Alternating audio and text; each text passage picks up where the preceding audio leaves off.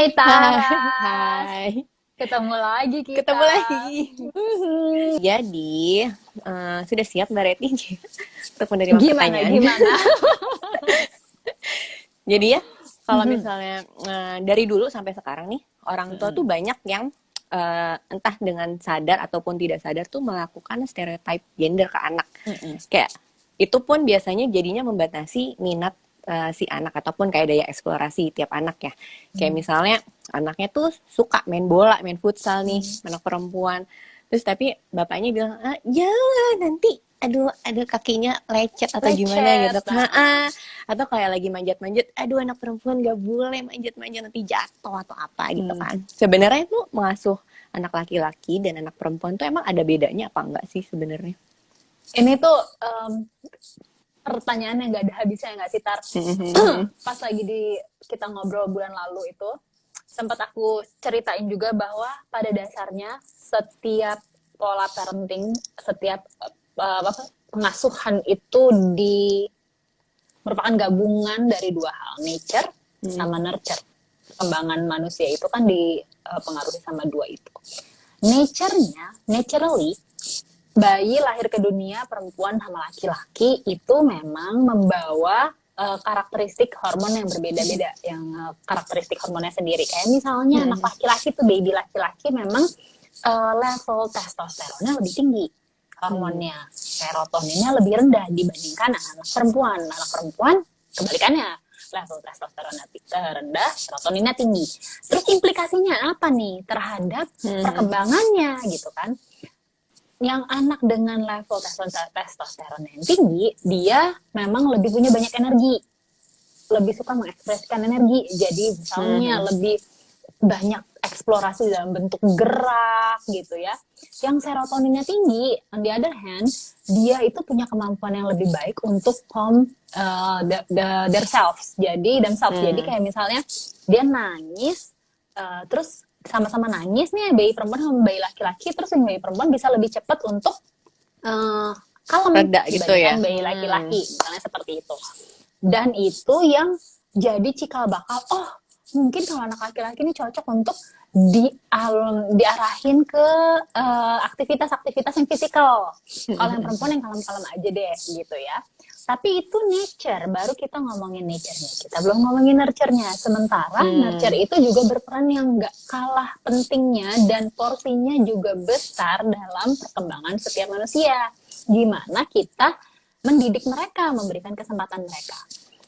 Sekarang kita bilang, sebenarnya gimana sih untuk mendidik anak dengan setara, baik perempuan maupun laki-laki? Apa sih kesetaraan itu? Apa artinya kalau kita punya anak perempuan dan laki-laki, dua-duanya harus diajarin sepak bola?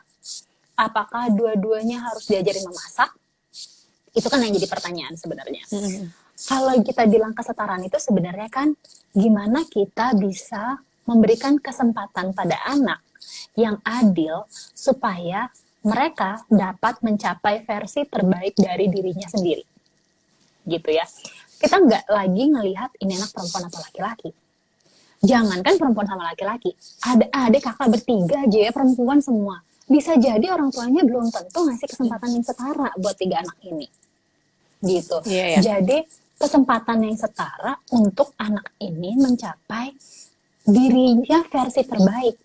Kalau si anak laki-laki bilang misalnya, aku suka banget masak nih, suka kelihatan dari kecil tuh, wow dia megang pisaunya tuh udah terampil banget, dia udah bisa bedain lengkuas sama jahe dari usia yang sangat kecil gitu ya. Atau anak perempuan, dia udah bisa ngulik-ngulik ganti spare part kipas angin for example gitu ya, dari usia yang sangat kecil gitu ya. Apakah kita memberi kesempatan yang setara buat anak-anak itu? Mereka yang laki-laki dikasih kesempatan yang setara untuk eksplor dengan peralatan dapur, yang perempuan dikasih kesempatan yang setara untuk alat-alat perkakas.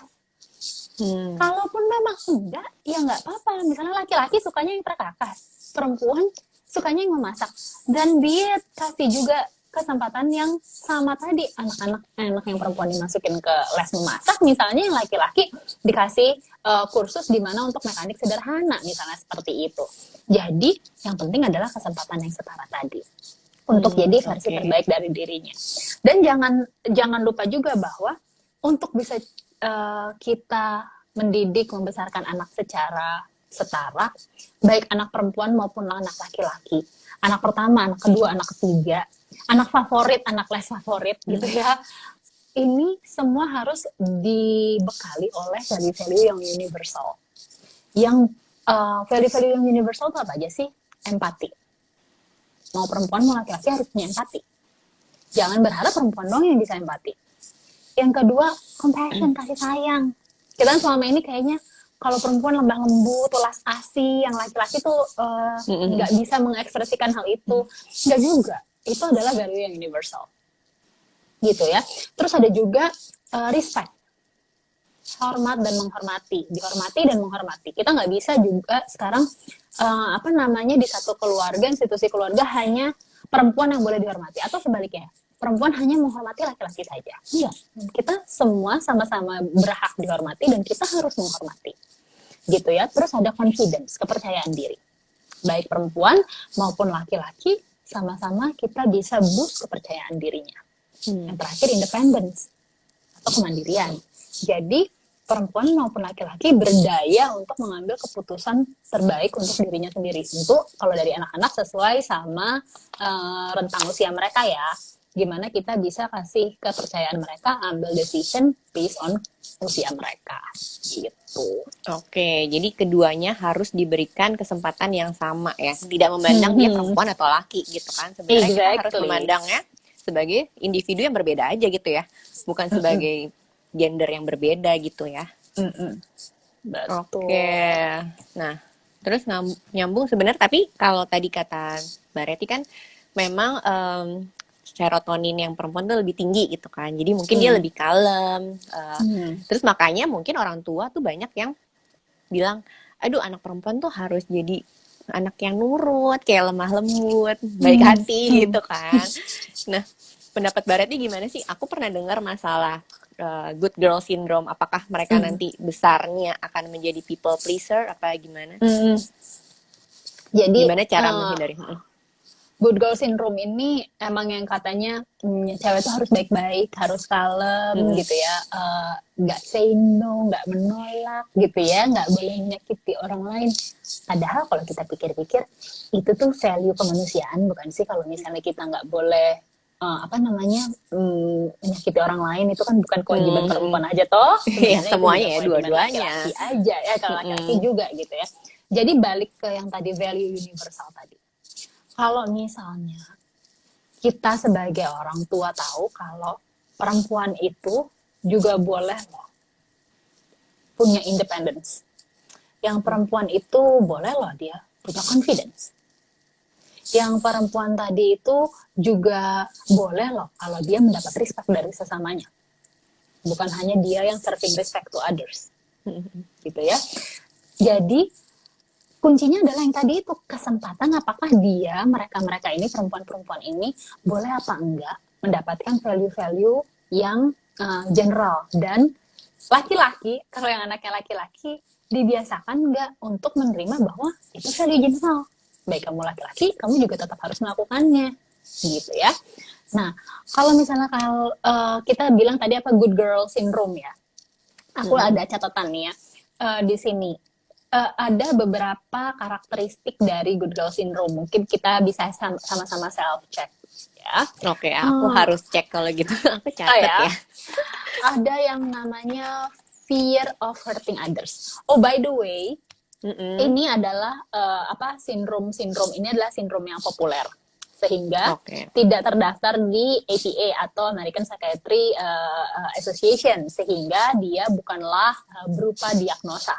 Jadi kita tujuannya bukan self-diagnose, tetapi untuk mengevaluasi sebenarnya apa sih yang bisa kita lakukan lebih baik untuk diri sendiri maupun untuk generasi yang akan datang. Ini hanya kondisi aja, apakah kita memiliki kondisi seperti ini, familiar nggak sih dengan kondisi seperti ini.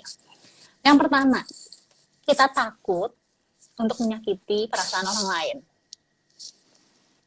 Aduh, nggak enak gitu ya, kamu bilang ini takutnya dia tersinggung gitu ya. Yang kedua, must always excel. Jadi kalau melakukan sesuatu tuh harus perfect, harus sempurna, harus all out gitu ya. Terus yang ketiga, avoid conflict. Nggak suka kita kalau ada konflik, gitu ya. Yang keempat, always obey the rules. Dan yang kelima, find it difficult to refuse. Nggak mau menolak.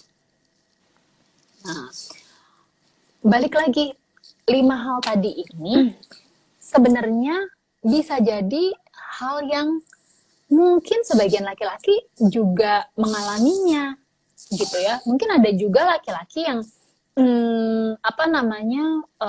avoiding konflik misalnya seperti itu ya. Tapi untuk perempuan tuh itu dijadikan patokan bahwa itu adalah perempuan yang baik tuh yang seperti itu, gitu. Padahal kalau kita lihat ini adalah hal-hal yang biasa, hurting others misalnya. Bukan berarti kita boleh semena-mena atau mengganggu hak orang lain ya. But sometimes untuk kamu bisa bikin boundary atas dirimu sendiri, you have to let people down. Bukan karena kamu mau pasang banyak wall, banyak dinding di sekelilingmu. Bukan. Tetapi untuk kasih tahu orang di mana pintunya untuk bisa reach out atau menghubungimu, gimana caranya bisa terkoneksi denganmu. Contohnya gini, kamu nggak suka nih sama satu individu, misalnya gitu ya. Aduh, kayaknya aku nggak cocok nih kalau ngomong terlalu banyak sama dia. I don't know, we just don't click. And that's okay, that's fine. Kita kan nggak harus klik sama semua orang, gitu ya. Tapi, however, dia ini rumahnya berdekatan sama kamu. Dan kamu akan bertemu sama dia dengan frekuensi yang sering, gitu ya. Kalau kita bayangin personal boundaries adalah wall, kita akan minta dia untuk nggak datang-datang lagi ke rumah kita. But instead, personal boundary itu bentuknya gini, Mbak atau Mas, aku tuh sorry, hari ini aku nggak bisa kalau kamu mau kesini. Boleh nggak kamu hubungin lagi aku besok atau minggu depan? Jadi dia tahu, aku akan ke rumah dia minggu depan deh. Jadi personal boundary itu bukan berarti kita pasang wall, tapi kasih tahu pintunya untuk dia bisa datang ke rumah kita itu adalah minggu depan. Kecewa nggak sih dia nggak bisa datang hari ini? Kecewa, but that's okay. Dan perempuan harus bisa seperti itu untuk pasang personal boundaries seperti itu. Sometimes it's okay to let people down untuk tahu gimana caranya terkoneksi sama kamu dengan cara yang kamu kehendaki. Because your body, yourself is yours, gitu.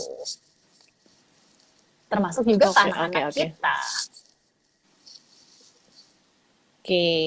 Jadi kadang tuh kayak anak-anak itu kan kalau misalnya kayak bilang say no, karena kita kayak kok gitu sih disuruh nggak mau. Sebenarnya itu kayak usaha dia untuk mempertahankan personal boundary-nya ya. Yes. Jadi it's okay ya sebenarnya. Iya. No. Okay. You seem uncomfortable sekarang. Kayaknya kamu lagi gak nyaman ya untuk ngerjain request aku sekarang. Oke. Kamu kira-kira bisanya kapan? Aku boleh tanya kamu lagi kapan? Mau kasih options gitu ya? Mau aku tanya lagi besok jam 10 pagi atau jam 3 sore? Aku tanya lagi boleh? Gitu. Jadi dengan memberikan dia options, dia tahu bahwa dia juga ambil kendali atas apa yang nyaman untuk dirinya. Gitu. Bukan berarti saat dia bilang aku nggak mau ngerjain PR terus kita diemin aja, nggak juga ya. Tapi kita juga bantu mereka untuk opening the door. Kalau gitu kamu nggak apa-apa bangun boundary, cuman let me know kamu tuh doornya di sebelah mana gitu. Oke. Benar-benar. Jadi jangan marah dulu ya. Suka keceplosan. PR memang ya kalau itu. Suka harus sabar ya. Oke.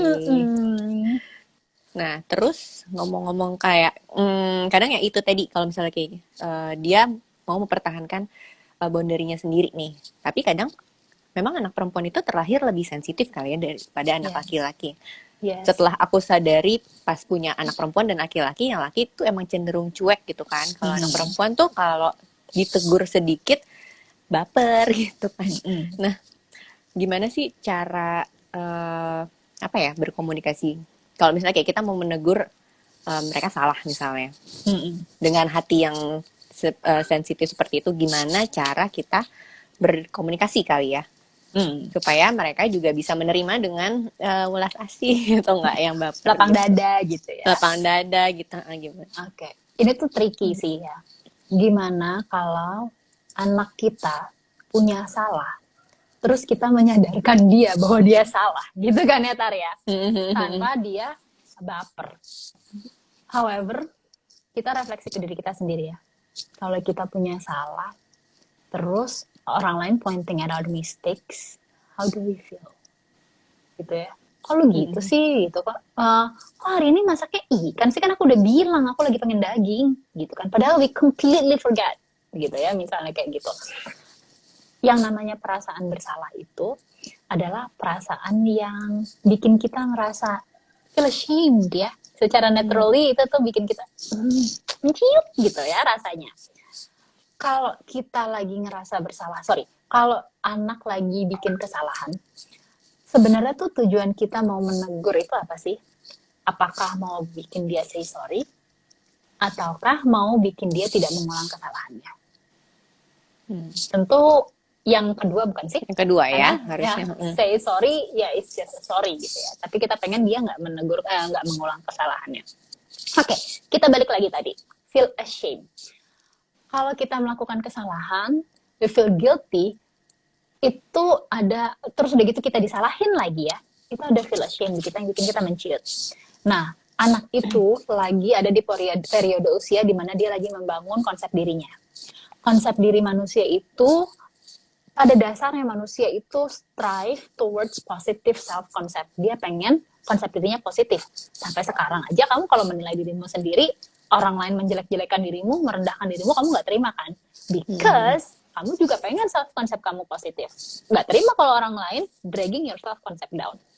Anak lagi ada di tahap itu. Dia lagi mau menyusun konsep dirinya. Saat dia feeling ashamed, karena dia disalahin, itu dia konsep dirinya drag down. Dia ketarik ke bawah. Makanya respon yang natural pada anak saat dia ditegur atau diingetin akan kesalahannya adalah defensif. Karena dia lagi bikin self-concept yang positif sama kita dibikin ashamed. Gitu. Yang pertama itu adalah defensif. Terus gimana dong, kan manusia nggak mungkin nggak bikin salah. Ya kan? Pasti ada salahnya. Dan gimana dong kita bisa ngajarin anak menghadapi kesalahan gitu ya. Next kamu punya salah, apa harus kita lakukan? Jadi cara menghadapi kesalahan itu dipupuk bukan saat anaknya bikin salah terus kita tegur. Jadi itu bisa kita pupuk di kehidupan sehari-hari sebelum anaknya punya kesalahan. Karena anak self-concept-nya lagi positif dan kita nggak perlu dragging herself down. Caranya gimana? Yang pertama, kalau kita punya salah sebagai orang tua, we model, we apology, we say sorry. Gitu ya. Kita sebagai orang tua juga pernah nggak sih minta maaf sama anak? Kita sebagai orang tua juga pasti punya salah loh ke anak. Aja teriakin anak udah sayang-sayang sama cupcakes-nya ternyata kita makan gitu ya. Itu sering banget kejadian di rumah ini gitu ya. Atau misalnya anak lagi ya hal-hal seperti itulah. Pasti banyak kita juga punya kesalahan. Neriakin anak lah gitu, marah padahal kitanya yang lagi PMS dan segala macam. So, kita minta maaf gak sih ke anak? Atau yang kedua, kita say sorry kepada orang lain yang anak witness. Istri ke suami, suami ke istri kalau bikin salah, saling minta maaf. Sorry ya, tadi aku gak dengar pas kamu panggil gitu. Misalnya itu simple itu. Atau ke mbak di rumah gitu ya. Mbak, maaf kamu lagi ngepel ya, aku gak tahu, aku injek-injek lagi. Apakah minta maaf itu menjadi kultur yang biasa di rumah? Kalau kamu punya kesalahan ya you say sorry. Sehingga anak tahu saying sorry itu bukan sesuatu that make you feel ashamed. Gitu ya. Sehingga saying sorry karena kamu bikin kesalahan. Itu yang pertama. Terus yang kedua, saat kita di saying sorry, kita melakukan itu dengan tulus nggak? Tulus tuh artinya gini. Maaf ya, mama tadi teriak ke kamu. I know it's not right. I'll do better next time. Gak perlu bilang, kamu sih. Mama tadi teriak, soalnya. Gitu ya, gara-gara kamu tadi gini. Jadi kita cuma, we own our mistake. Apa salahnya? Say sorry. And then, kita benar-benar bilang, I'll do better next time. Next time aku akan kontrol emosiku lebih baik lagi ya. Oke. Jadi, yang kedua adalah, kalau minta maaf kita dengan tulus atau enggak. Terus yang ketiga, kita itu di kehidupan sehari-hari kita bisa banget diskusi tentang emosi. Jadi kayak misalnya kita lihat di jalan, Kak, tadi kamu lihat nggak ada orang mau nyebrang, terus keburu ada mobilnya ngelewatin lampu merah. Menurut kamu itu gimana? Kasihan mama orangnya mau nyebrang, padahal dia udah nyebrang di zebra cross dan segala macam. And we can ask, menurut kamu apa yang bisa dilakukan mobil tadi itu? Misalnya kayak gitu. Atau ya harusnya berhenti dong mama, oke, ya benar juga kayak gitu. Atau hal-hal fenomena sehari-hari. Kamu lihat nggak sih tadi bapak pengantar makanan hujan-hujanan, ya kan, bawain makanan kita. What can we do gitu kan? Kita provide minum mama, oke, kita provide minum buat dia. Hal-hal seperti itu tuh bisa jadi diskusi sehari-hari, diskusi tentang emosi, diskusi gimana respon kita terhadap situasi tertentu. Sehingga dia lebih aware kalau dia bikin kesalahan, ada implikasinya nggak ke orang lain, dan dia terbiasa untuk oke, apa yang bisa saya lakukan ya? Gitu. Nah, ini yang kita lanjut ke nyambung ke options yang selanjutnya adalah kalau memang anak bikin salah dan dia nggak mau say sorry, kita bisa juga memperkenalkan teknik lainnya, yaitu kasih dia alternatif. Kalau memang buat dia saying sorry itu still feeling ashamed gitu ya, memalukan, masih bikin dia rasanya menciut gitu ya, nggak mau. Kita ada loh opsi lain, yaitu tanya orang yang jadi korban kesalahannya dia, ada nggak yang bisa aku bantu untuk kamu? Is there anything that I can do to fix this? Gitu. Jadi itu juga bisa kita lakukan ke anak. Kalau membuat kita enak aja aku minta maaf, aku udah capek di rumah masakin makanan buat dia, masa aku juga yang minta maaf gitu ya ke anak, misalnya kayak gitu. Then we can try this trick tuh. Ada nggak yang bisa mama lakukan untuk bikin kamu merasa lebih nyaman? Is there anything that I can do to fix this? Gitu. Jadi sebenarnya itu willing, kayak misalnya anak ngejatohin piring di rumah gitu ya, tangannya basah, piringnya jatuh, dia terpojok, dia udah nunduk, terus udah gitu kita mau dia minta maaf tapi dia nggak mau minta maaf, dan kita bisa tanya, is there anything we can do to fix this? Kamu mau nggak nyapu sama mama bareng, misalnya kayak gitu, pakai sendal ya nak ya, kamu bawain tempat sampahnya. At least dia terlibat, untuk pasti mau lah dia untuk ngambil tempat sampahnya dan ikutan nyapu sisa-sisa piringnya gitu ya. Karena dia nggak terpojok, dia kita ajak untuk sama-sama fix the mess. Dan yang terakhir, kalau emang bener-bener harus kita menegur dia atau menyampaikan kayaknya it's not right deh ya, yang kamu lakukan tadi, lakukan saat dia sudah tenang. Kita sudah tenang, nggak ada keinginan untuk drag herself down, lakukan di tempat yang private. Jadi nggak perlu depan orang lain. Gitu, Tar. Okay. Itu yang bikin anak, gimana caranya ya supaya anak yang sensitif tuh nggak tambah defensif saat melakukan kesalahan. Gitu. Oke, aku coba praktekin nanti. Sulit ya teorinya. Udah dibaca terus tapi prakteknya susah ya. Memang begitu ya. Jadi kayak berprosesnya pun pelan-pelan. At least dalam IG Live ini kita kan sama-sama jadi belajar. Oh, ternyata ada belajar opsi banyak. loh. Yes, ada opsi lain loh yang bisa kita lakukan selain memaksa anak minta maaf saat dia melakukan kesalahan. Takes time, yes. Kitanya udah takes time untuk belajar proses baru, tahap-tahap baru. Anaknya pun nanti akan belajar untuk comply sama proses baru tadi, another takes time. Jadi emang prosesnya tidak instan. Gitu. Oke. Masalah yang tadi nih yang kayak si anak sensitif atau kayak dia dimarahin kok jadi makin down, gitu kan? Gimana sih supaya kita tuh nggak membuat si anak ini tuh makin rendah diri? Jadi gimana caranya supaya dia tuh jadi pribadi yang lebih tangguh, percaya diri, lebih resilient lah. Jadi lebih tahan banting. Mungkin di dunia luar nggak sebaik orang tuanya untuk menghadapi dia nih. Kadang mungkin yang di luar sana lebih kejam menghadapinya. Gimana dia tuh juga bisa tahan banting lah dengan pengaruh dunia luar tuh gimana? Oke. Ini resiliensi ini juga bakalan bisa jadi topik yang panjang juga nih, Tar. Kayak satu topik sendiri ya? Iya, satu topik sendiri. Karena ini juga seru. Intinya sih kalau resiliensi itu sebenarnya bounce back kan, apapun yang bisa ya, apapun kejadian di dunia ini bisa banget drag us down, bikin terpuruk.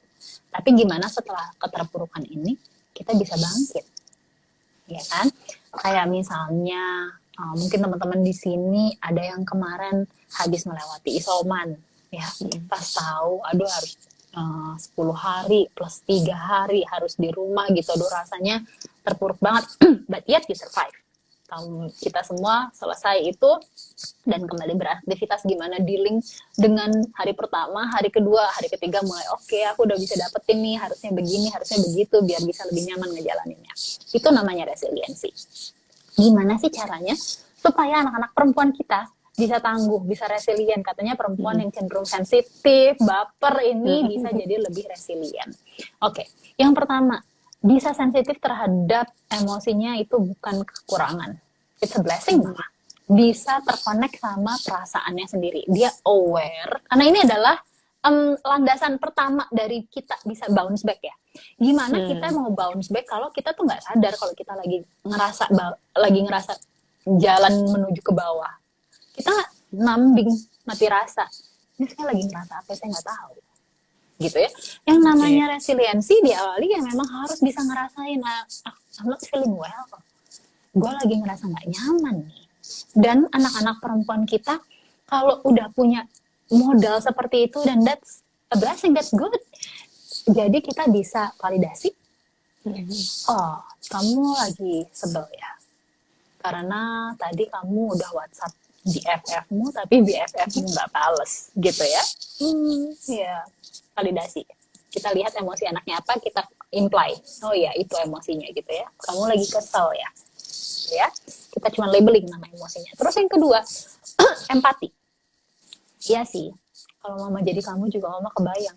Aku juga akan sedih. Kebayang nggak sih kalau kita di ghosting sama teman kita sendiri lagi butuh, terus dia nggak balas-balas WhatsApp kita? Yes, kita juga pasti sebel, manusiawi. So, mama juga sebel. Support. Kalau gitu apa ya yang bisa mama bantu untuk bikin kamu merasa lebih nyaman? Apa yang bisa mama bantu? What can I do to help you? Mau aku ambilin teh hangat supaya kamu lebih nyaman? I know it's gonna be sad for a while. Mungkin mau ditemenin boneka kesayanganmu, gitu ya. Jadi validasi, empati, support itu yang pertama. Untuk bisa landasan kita bisa ngajarin anak resiliensi. Terus kita akan mulai membedah sebenarnya apa itu resiliensi. Di resiliensi itu di dalamnya ada 5 aspek yang dibutuhin, Tar. Yang pertama, equanimity. Ini adalah aspek pertama dari resiliensi favorit aku banget, yaitu melihat segala sesuatu dengan berimbang. Hal yang positif buat kita mungkin ada implikasi negatifnya. Hal yang negatif buat kita, bukan kita nggak suka banget, mungkin ada positif side-nya. Equanimity itu bisa dilihat misalnya gini, pilihan kayak PTM sama PJJ kemarin pas lagi pilihan PTM PJJ ya kan, ada yang mungkin pengennya PTM tapi harus PJJ. Ada yang pengennya PJJ tapi harus PTM, gitu ya. Orang yang equanimity-nya tinggi, dia akan lihat gini, PJJ, oke, bete banget nih gue disuruh PJJ, masa anak gue nggak ke sekolah-sekolah gitu ya, misalnya dia nggak suka sama PJJ, but I need this. Kalau anak gue tatap muka, terus yang kena COVID guru-gurunya siapa yang mau ngajar? Iya, kalau anak saya kuat mungkin. Di rumah mungkin udah imbusnya, vitaminnya segalanya macem gitu ya. Tapi kan bukan masalah anak saya aja. Ya, kalau guru-gurunya yang sakit gimana? Udahlah, kita PJJ aja. Terus sebaliknya, aduh peraturan SKB 4 Menteri ini anak-anak harus PTM gitu ya. Gimana nih, takut banget nih kalau anak ketularan COVID gimana? Tapi ya juga sih, kalau misalnya PTM kan anak-anak bisa ketemu teman-temannya. 2 tahun udah di rumah aja. So, melihat segala sesuatu ada negatifnya, ada juga positifnya. Ada positifnya. Dan iya, itu bisa dilatih dari anak.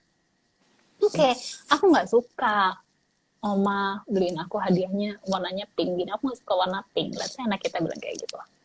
Terus gimana sih? Kita bisa, iya sih Kak, validasi empati support lagi ya. Balik pertama validasi empati support lah, no, it's not your color. Aku juga sebenarnya berharap tadi Oma ngasih kamu sesuatu yang warnanya abu-abu kesukaan. I can understand that. But look. Apa sih yang bisa kita lakukan dengan benda ini ya? Is there anything that we can do? Gitu. Jadi nggak apa, dia nggak suka, tapi kita ignite ada hal positif nggak di dalamnya. Equanimity, itu yang pertama. Terus yang kedua, perseverance. Perseverance itu adalah kita terus melangkah sekecil apapun langkah kita. Our best might look different every day, right? Jadi kalau anak-anak kita lagi suka sesuatu, les piano, pas lagi susah banget gitu ya, aku nggak mau latihan, gitu ya. Biasanya dia latihan sehari 1 jam. Oke, nah nggak apa-apa. Validasi empati support. I know you're sometimes tired and that's okay. Kamu nggak mau latihan piano 1 jam. Do you wanna try it for 5 minutes? Let's do it for 5 minutes. Melangkah nggak berhenti, tapi kamu boleh slow down loh. Oke. Perseverance, tapi terus melangkah. Kamu nggak quit gitu ya, nggak mudah quit gitu. Kalaupun kamu quit, terus kamu melangkah mencoba hal baru. Aku quit, aku nggak suka piano. Oke, nggak apa-apa. Kita ngobrol lagi. What do you like? Gitu. Jadi ada kesempatan untuk dia melangkah di aktivitas yang lainnya. Yang kedua itu perseverance. Yang ketiga self-reliance. Self-reliance itu apakah anak juga sudah diberi kesempatan untuk tahu apa yang bisa aku lakukan. Apa yang bisa akunya di bold, di capital ya. Aku lakukan di kondisi sekarang. I know your sister's a bit annoying gitu ya, kayak anakku misalnya ya, adiknya tuh kakaknya udah mulai suka privacy time di kamar sendirian, perempuan nih kan, adiknya juga perempuan, suka kepo, ketok, intip, buka kamar tutup lagi gitu kan. Terus kakaknya udah mulai, aku nggak suka nih Misha masuk kamarku kayak gitu, masuk keluar gitu ya. Aku nggak suka. Oke, apa yang bisa kamu lakukan ya? Yang bisa aku lakukan mungkin aku kasih tahu Misha, tolong dari jam segini sampai jam segini jangan masuk kamar aku. That's fine, that's good. Misha kebetulan udah bisa lihat jam misalnya gitu ya. Jadi dia tahu apa yang diharapkan dari dirinya. Jadi self-reliance bukannya aku pengen adikku nggak ngetok kamarku dan saya pengen adik saya nggak ngetok sama sekali, bukan. But apa yang bisa aku lakukan to get my sister understand, please I need my privacy time. Adanya masih akan ngetok nggak? Berpotensi akan ngetok nggak? Berpotensi, masih mungkin banget diketok. Tapi dia kakaknya empowered untuk bisa bilang sama adanya, Misha, ingat nggak aku udah bilang sama kamu jam 4 sampai jam 5 aku nggak mau kamu masuk kamarku dulu, oke? Gitu. Jadi apa yang bisa kita lakukan? Dan itu bisa biasakan dalam kehidupan sehari-hari ke anak-anak kita, anak-anak perempuan kita gitu ya. Terus udah gitu ada self-reliance. Yang keempat ada meaningfulness. Kalau segala sesuatu yang terjadi itu kalau bahasa ibu bapak kita ada hikmahnya gitu ya. Oh gitu, oke. Tapi sebenarnya itu pemaknaannya dalam sih ya. Artinya kayak misalnya kondisi pandemi gini deh gitu ya. Aku nggak suka, aku jadi nggak suka, nggak pernah ke sekolah dan segala macam. Iya, tapi kita jadi lebih sering ketemunya nggak sih? Ingat nggak sih kalau waktu dulu sebelum pandemi, mama jam segini udah ke tempat praktek. Sekarang mama bisa main sama kamu. Mama prakteknya di rumah online, bisa kayak gitu. Meaningfulness itu memperkenalkan meaningfulness itu memang perlu bantuan orang tua. Jadi orang tua juga perlu terbiasa juga mencari meaningfulness dalam kehidupannya sehari-hari ya, supaya itu bisa dicontohkan ke anaknya. Itu udah 4. Yang kelima adalah existential aloneness. Artinya perjalanan setiap individu itu beda-beda. Anak perempuan mungkin dia meng-compare dirinya satu sama lain, kakak sama adiknya, atau dalam konteks yang sekarang kita bahas misalnya kakaknya laki-laki, dia perempuan, kakak boleh pergi keluar malam, kenapa aku nggak boleh? Aku boleh main sepeda sampai ke kompleks sebelah, kenapa aku nggak boleh? Misalnya gitu ya. Nah, existential aloneness ini, kalau memang kita sudah memberikan kesempatan yang setara, yet hasilnya tetap berbeda. Let's say, misalnya, kakak sama adiknya sama-sama dibolehin pilih les olahraga masing-masing. Sana sama-sama suka olahraga dan mereka dikasih kesempatan itu. Si kakak mau sepak bola, si adik mau softball. Tapi si kakak emang excel banget di sepak bola, masuk ke tim elit buat tanding. Adiknya masih masuk tim cadangan terus, ya kan? Existential aloneness itu artinya perjalanan setiap orang berbeda-beda. And that's okay. Kalau sekarang kamu masih tahapnya berlatih, kamu nggak bisa juga membandingkan dirimu sama kakakmu, karena kakakmu mungkin usianya sudah 3 tahun lebih tua dari kamu dan dia 3 tahun lebih awal mulai olahraga dibandingin kamu. Jadi sekarang tahapnya udah lebih atas dari kamu. Let's say seperti itu. Jadi ada 5 tadi: equanimity, perseverance, self-reliance, terus udah gitu meaningfulness, and essential alone. Ya, itu adalah yang ada di dalamnya resiliensi. Sehingga kalau misalnya di bawahnya ada yang tadi validasi, empati, support, di atasnya adalah 5 hal yang tadi aku sebutin. Oh, oke. Jadi yang ini bottom line, jangan sampai lepas dulu, baru kita kerjain yang 5 lagi di atasnya. Oke. Gitu, Tar. Oke, sebenarnya ini orang tuanya harus latihan sendiri dulu, baru ngajarin ke anaknya ya memang ya. Karena benar. kita sendiri juga masih struggling untuk melakukan hal ini sebenarnya sih. Iya, benar. Dan apalagi yang nomor 5 ya. Iya, dibandingkan dengan orang lain. Itu benar. Iya, benar banget. Sama yang tadi, kalau kita udah kesal, sebel, nggak suka sama sesuatu tuh, yang dilihat tuh jeleknya aja, gitu ya. Padahal itu adalah kesempatan kita untuk itu melatih equanimity, gimana melihat sesuatu lebih berimbang gitu. Benar. Sebelum lanjut ke topik berikutnya, ini ada pertanyaan dulu kali ya. Ini ada silakan. Ini nyambung dari yang tadi nih, Mbak Reti. Oke. Mau tanya, good girl syndrome itu bisa mulai diamati pada anak usia berapa? Dari Stasia Bernadette. Oke. Sebenarnya good girl syndrome ini lagi-lagi ya, itu bukan suatu diagnosis, tapi bukan suatu diagnosa, tapi itu kita bisa amati dan mungkin kita bisa ambil tindakan kalau memang itu menjadi alarm. Kalau kita lihat dari yang tadi ciri-cirinya, nggak mau menyakiti orang lain, maunya selalu perfect, terus udah gitu nggak mau berkonflik, terus maunya selalu harus sesuai sama aturan, terus nggak bisa nolak orang lain. Itu saat anak udah punya kemampuan untuk berelasi sosial, ya nggak sih? Ya kan? Karena itu hubungannya sama orang lain, banyak kaitannya, dia nggak berani nolak, gitu ya. Nah, di usia berapa sih anak sebenarnya udah mulai aware sama aturan-aturan sosial kayak gitu ya. Kadang kalau kita lihat, find it difficult to reviews. Mungkin di anak usia tertentu reviews melulu.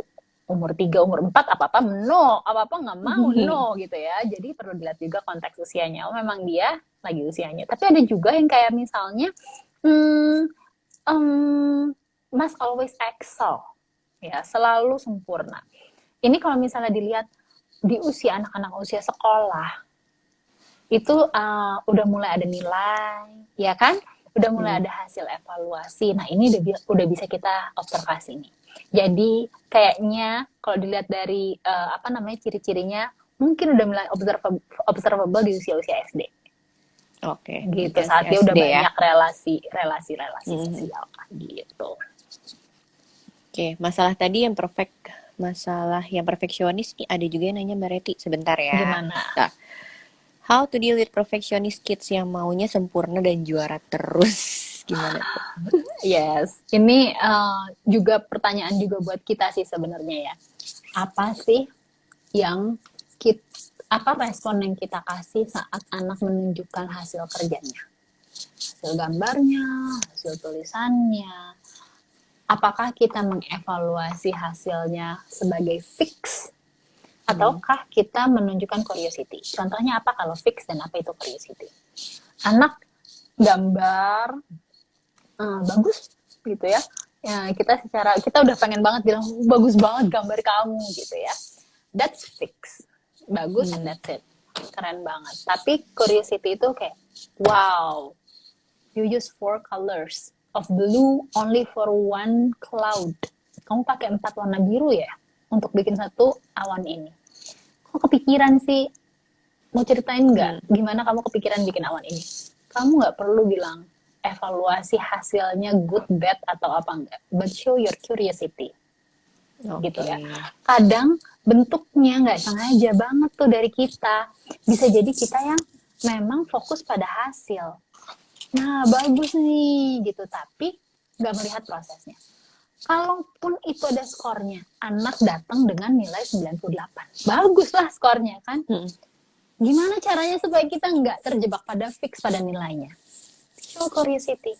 wow, gimana kamu bisa belajar untuk dapat angka segini? Berapa bab kemarin yang kamu pelajari? Terus kamu belajar yang pilihan ganda, apa yang esai soal-soalnya? Mana yang banyak keluar? Oke. Oh ternyata gitu ya. Ternyata lebih banyak esai yang kamu pelajari yang keluar ya dibandingin pilihan gandanya. Show that curiosity. Jadi anak nggak terpatok pada hasilnya. Gitu. Terus kalau maunya juara terus gitu ya, sometimes kita juga perlu tahu bahwa saat anak berkompetisi, seringkali kita tujuan anak berkompetisi itu bukan untuk menang, tapi untuk bisa menghandle kekalahan. Gitu ya. Jadi kita balik lagi ke kita. Saat dia nggak berhasil, kalau tadi ya saat dia bagus dan berhasil apa respon kita, saat dia nggak berhasil apa respon kita. Gitu. Respon yang biasanya paling gampang adalah gini. Kak, kamu tadi lomba ya. Ada 20 peserta. Ada berapa sih yang jadi pemenang pertamanya? Yang dapat medali emas udah berapa? 1 orang gitu ya. Atau ini bisa dilakukan sebelum lombanya mulai. 1 orang yang akan jadi pemenang. So, it's okay untuk nggak dapat medali emas. It's 19 yang nggak dapat. Tapi the most important is you try. Kamu coba untuk ngejalanin ini, dan itu udah aku apresiasi banget kamu latihan setiap minggu. Nah kayak gitu. Jadi bisa jadi kita juga cek gimana respon kita terhadap kekalahan anak gitu. Oke, jadi emang respon kita terhadap hasil ataupun proses ya sebenarnya ya perlunya. Betul. Nah, ada juga yang nanya sih Mbak Reti nih, hubungannya dengan bagaimana cara memuji yang baik pada anak perempuan ya terutama ya. Kadang tuh kan anak perempuan suka dress up gitu kan, dan cantik gitu kan. Boleh nggak sih kita memuji fisiknya kayak cantiknya, itu kayak udah respon kan kalau misalnya dia dandan cantik, ini cantik banget gitu. Boleh nggak sih kayak gitu? Refleks ya kita akan refleks kayak gitu. Takutnya maksudnya kita pengen ya memuji, bukan memuji ya, maksudnya itu emang respon yang alamiah ya dari seorang orang tua ngelihat anaknya. Tapi di sisi lain nggak mau juga kalau si anak ini tuh cuma memandang oke, fisik itu hal yang utama gitu. Gimana cara supaya anak itu nggak berespon seperti itu? Oke. Ada 3 hal yang bisa di-highlight untuk opsi kita selain kita mau memuji appearance anak perempuan terutama ya. Bahwa anak perempuan juga punya talent, anak perempuan juga punya kindness, dan anak perempuan juga punya strong personality. Jadi kalau anakmu yang tadi ya punya bakat main piano, punya bakat dress up gitu ya, instead of bilang cantik, you can show your curiosity dengan, kok kamu kepikiran pakai atasan yang kotak-kotak ini, terus bawahannya linen mama nih yang warna hitam, kok kamu kepikiran pakai yang itu, terus ini kamu pakai ininya, shawlnya warna ini tuh gimana kamu milihnya gitu ya. Siapa tahu memang talentnya dia di situ mix and match. Ada yang sekarang kan anak-anak kecil udah mulai bisa jadi makeup artist gitu ya, cantik banget. Anakku gitu cita-citanya gitu kan jadi. Iya, MUA ya? Gitu kan. Jadi emang udah wow, terampil banget. Show your curiosity. Wow. Kamu bisa blending itu gimana caranya, warna pink sama warna emas gitu ya, eyeshadow-nya. Gimana caranya, Nak? Gitu. Jadi curiosity on their talent. Tetap curiosity ya. Ya, on their talent. Yang kedua on their kindness. Aku lihat tadi kamu say thank you ya. Terus kamu kasih bapak pengantar kurirnya snack yang ada di lemari kita. Thank you ya. I see that. Aku lihat tadi kamu lakukan itu. Really appreciate that. Jadi catch kebaikan-kebaikan yang anak lakukan. Dan apresiasi hal itu. Terus yang ketiga personality. Makasih ya. Tadi udah sabar nunggu. Pas mama antri panjang banget beli minyak goreng gitu ya misalnya. Jadi itu juga di-imply. Jadi nggak cuma appearance yang bisa kita puji, tapi ada 3 hal tadi itu, talent, kindness, dan personality. Dan jangan lupa kita juga mencontohkan itu ke anak ya. Jadi artinya gini, mama suka banget deh, mama tuh punya temen, kamu tau nggak ibu yang di sebelah situ tuh, tadi pagi tuh air kita mati. Tapi dia tahu nggak, pinjemin kita selang dan ngebolehin kita minta air dari rumahnya, baik banget ya. Gitu. Jadi kita pointing at other talents, others kindness, others personality. Nggak hanya bilang si ibu tuh cantik banget ya, nggak cuma gitu. Oke, bener-bener. Nah, jadi kalau misalnya nyambung soal yang itu tadi ya, Hmm. bagaimana tapi kalau gimana supaya si anak tuh paham kalau dirinya itu bernilai. Hmm. Maksudnya dia biar bisa mencintai dirinya sendiri dengan talentnya, kindness-nya, Hmm. personality-nya yang kuat kan. Ini Hmm. hubungannya sih untuk jangka panjang ya. Untuk nanti Hmm. misalnya di dewasa nantinya dia terhindar dari hubungan yang mungkin toksik atau Hmm. punya masalah dengan lawan jenis. Mungkin gimana sih supaya dia bisa mencintai dirinya, supaya dia tahu kalau misalnya ada orang lain yang tidak menghargai dirinya, dia bisa say no gitu. Oke. Okay. Yang pertama tentu dia nyaman dulu sama dirinya. Yang tadi ya, komentar-komentar terhadap diri, kayak misalnya gini, badannya dia, mau nggak mau kita suka juga bikin komentar mengenai tubuh kan. Karena untuk Hmm. mencintai diri juga kita harus mencintai si tubuh ini. Gimana sih message yang bisa kita kasih? Thank you my body, dengan badan ini aku bisa melakukan banyak hal. Many amazing things. Dengan tubuh ini aku bisa belajar berenang, dengan tubuh ini aku main sepatu roda, dengan tubuh ini aku ngelukis. Jadi I wanna thank my body. Aku mau bilang terima kasih sama badan aku karena badan aku udah bantu aku ngelakuin banyak hal. Gitu ya. Itu jadi message yang pertama adalah nyaman sama diri bukan dengan bentuknya, bukan dengan ukurannya, tapi gimana badan ini, tubuh ini udah bantu dia melakukan banyak hal positif. Terus yang kedua, nyaman juga dengan bagian-bagian tubuhnya. Ya, kita akan nyerempet agak-agak sedikit sex education ya. Jadi kayak misalnya anak perempuan tuh perlu juga diedukasi istilah-istilah sesuai dengan namanya gitu ya, Tar ya. Ada Hmm. yang namanya vagina, ada yang namanya apa namanya payudara gitu, vulva. Itu istilah-istilah yang nyaman aja gitu. Kayak tadi malam aku baru ngajarin anakku bagaimana cara melihat ukuran bra gitu. Jadi ya udah, Hmm. aku melihat, oh kamu lihat, bra itu ada ukurannya 75, 70, 80, 85 itu ukuran adalah lingkar dada kamu. Lalu nanti ada cupnya, cup A, cup B, cup C. Do it. Itu sama aja kayak kamu lagi ngukur lingkar kepala kok. Itu sama Hmm. aja kayak kamu lagi ngukur tinggi badanmu kok gitu ya. Jadi kayak saat membicarakan hal-hal tabu terkait sexuality, make sure kita nyaman melakukannya senyaman kita ngobrolin organ-organ tubuh lainnya gitu. Saat kita udah berhadapan dengan aduh anakku udah mulai nanya ini nih, ingat aja kayak nggak, ini sama aja kok, sama kayak ngomongin organ tubuh yang lainnya gitu ya. Nyaman Hmm. dengan tubuhnya sendiri. Terus yang kedua, anak kita Yang mulai ketiga ya. ya, itu Ketiga. yang ketiga adalah privacy ya. Anak mulai Oke. punya privacy dan kita harus respect juga sama privacy anak sejak dini. Contohnya gimana? Cara mengajarkan privacy contohnya adalah misalnya, nah mama mau ke toilet. Mama pengen di toiletnya sendirian. Kamu pengen sama mama ya? I know, you wanna be with me. Kamu boleh tunggu di depan pintu toilet ya. Kalau kamu kangen, panggil aja. Mama, nanti aku jawab dari dalam. Thank you for waiting outside. Ya, jadi kita tahu kalau kita butuh privacy saat di toilet. Begitu juga saat nanti dia udah agak umur 4 tahun udah mulai bisa pakai baju sendiri gitu ya. Kita tanya, oh mau pakai baju sendiri atau mau dipakein? Mau pakai baju sendiri, oke. Okay. Aku akan ada di sini kalau kamu butuh bantuan. Tapi kamu bisa pakai sendiri.